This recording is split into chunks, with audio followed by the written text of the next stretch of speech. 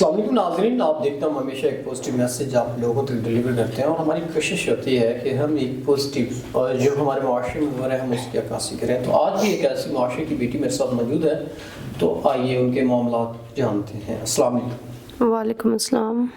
अच्छा, मुझे बताइएगा क्या ज़िंदगी के मामलात, क्या परेशानियाँ हैं जिनकी वजह से आप परेशान हैं?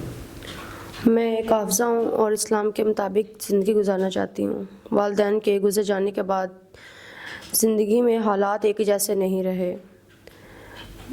बहुत सी तकलीफ़ दा ज़िंदगी गुज़र रही है।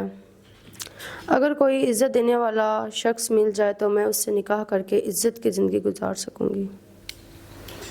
नाज़रीन, बहन ने गुनाह से बेहतर निकाह को तरजीह दी और ये सोच है उनकी कि वो निकाह करके इज़्ज़त की ज़िंदगी जीना चाहते हैं।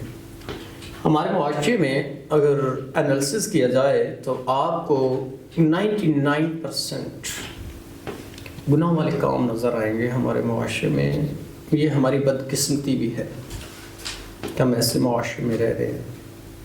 लेकिन जो हमारे एक इखलाकी फ़र्ज़ बनता है, हमें तो अपने हिस्से की नेकी करना है या अपने हिस्से का जो भी मकसद है उसे पूरा करना है।